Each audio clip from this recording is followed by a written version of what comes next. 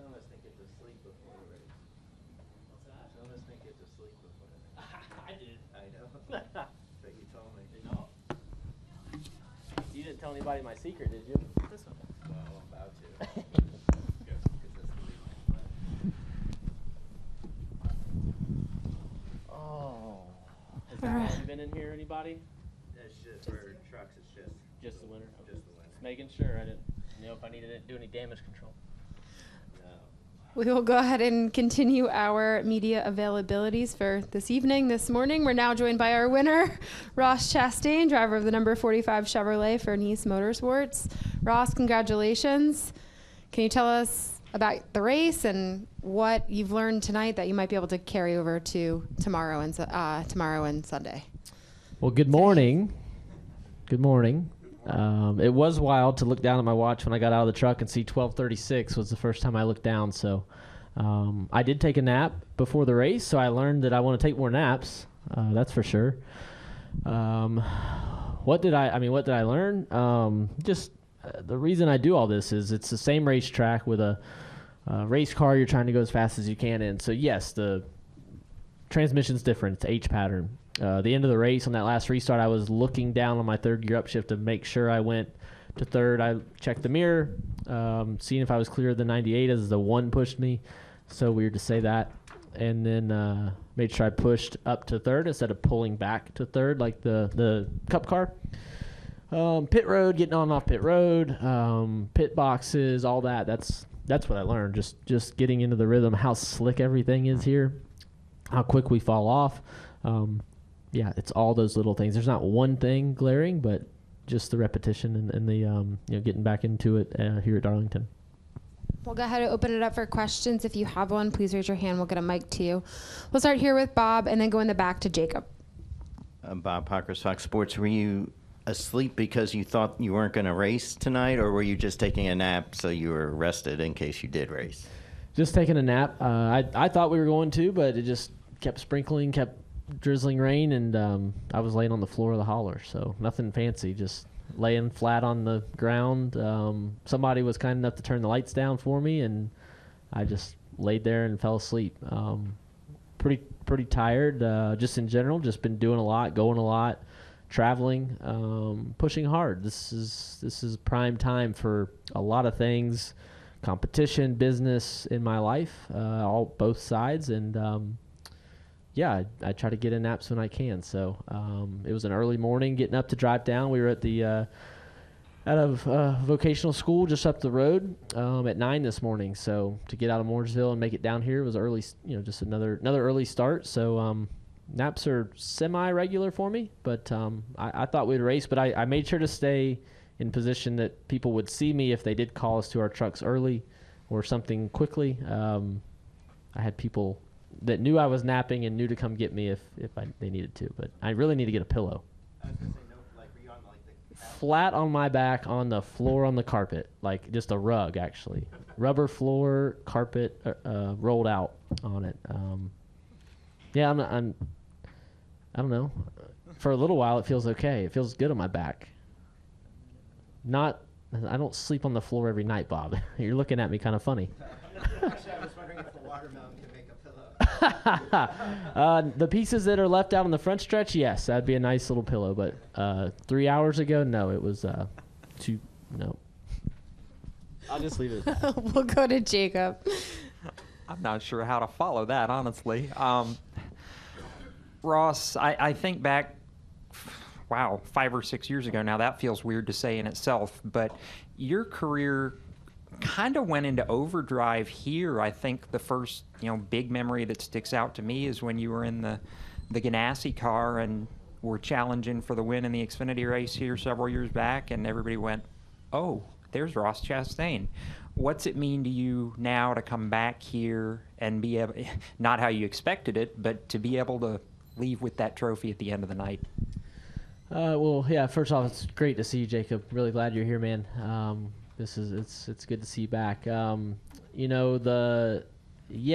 years ago to the day was the Kansas truck win for Nice Motorsports, our first win together. But you back up another 6 months or so to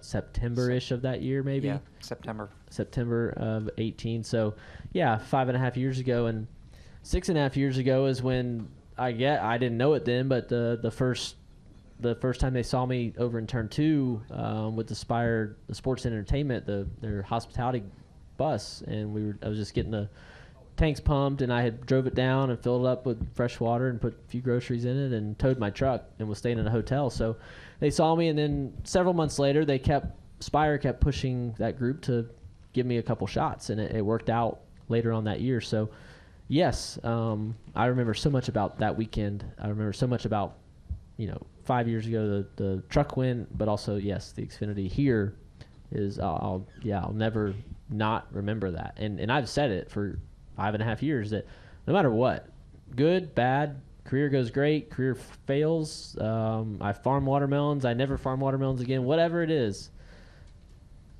my life forever changed on that day when we fought with Kevin Harvick, Brad Keselowski, Tyler Reddick was going to go on and win the championship that year, and we were racing with him. Now, I believe I was in the best car in the field, but whenever you actually show it changed, and it changed a lot of. It went from a casual couple of races to most people to the rest is history. Does that make it more special to come back here and win? Absolutely. There's been so many opportunities the last 4 Cup races, 22 and 23, spring and fall, where we've had opportunities in all of them, and didn't get it done. Cup is a whole nother ball game, and this doesn't have any bearing on Cup. It doesn't make me drive any faster or be any better in the one car. I still have to go do a lot of little things right, but they can never take away that we won at Darlington. I didn't care if it was a wheelbarrow race. It was a huge goal to win here one day. It's just so challenging. And with Al, I mean, you've made it no secret that you'll keep coming back and running races with this team as long as they'll have you. What has Al meant to your career, not just running for the championship and contending in 19, but I mean, you've stuck with him, he's stuck with you, and you've always been a part of this program trying to help make it better. In 2018, around the little after, but I knew the Ganassi races were on the way. They were on the horizon.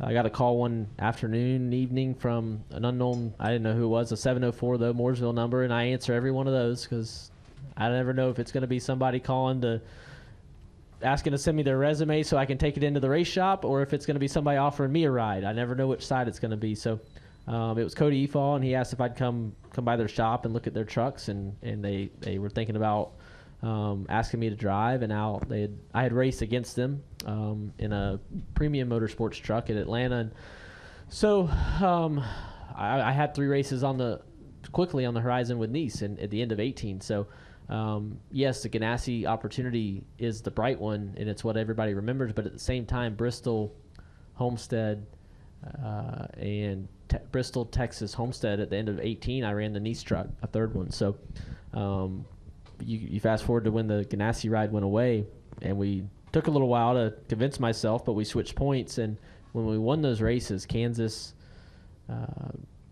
Iowa, Gateway, and Pocono, that's ultimately what got me back in the Cup car. And that's not my words. That's Doug Ducart, who was head man at CGR and in talking with Chip Ganassi.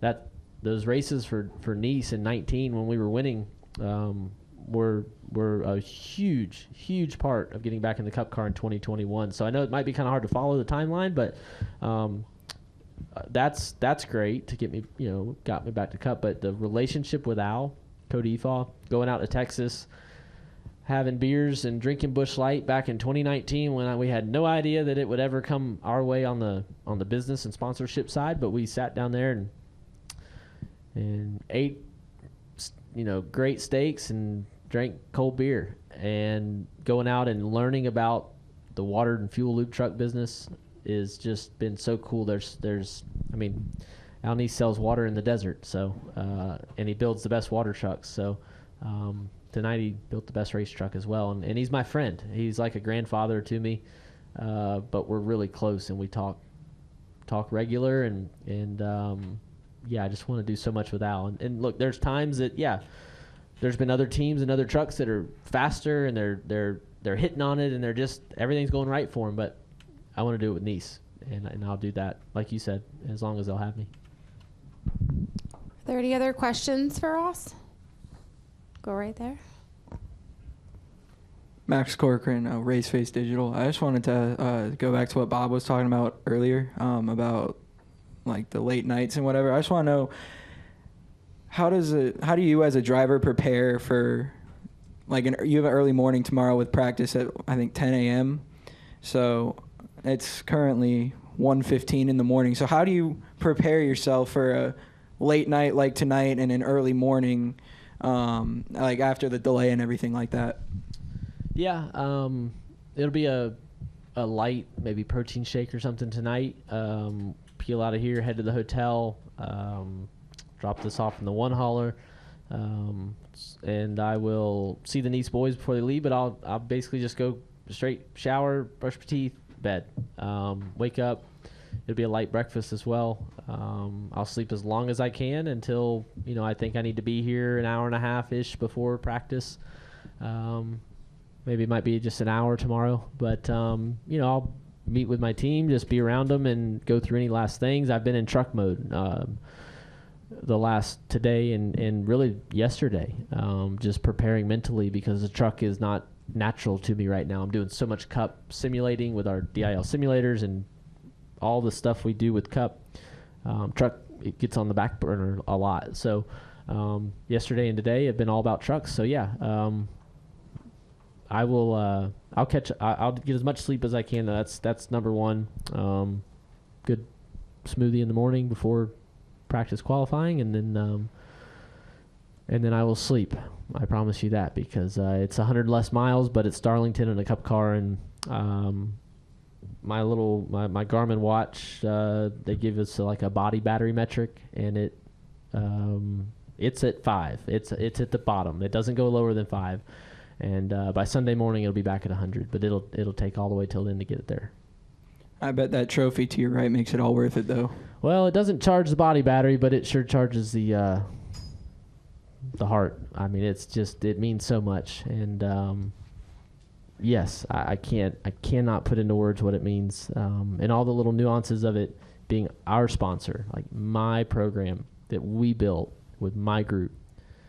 That's us. That's us on there. That's our group, and they owned tonight both the race entitlement and the race truck that won. So we talked a lot about Nice, but the business side of this is so cool when it goes right. Don't get me wrong, it goes wrong a lot, but yeah, it's that's special because we hustle hard on that stuff. I have a good group. All right, Ross, thanks for your time tonight or this morning, and good luck on Sunday.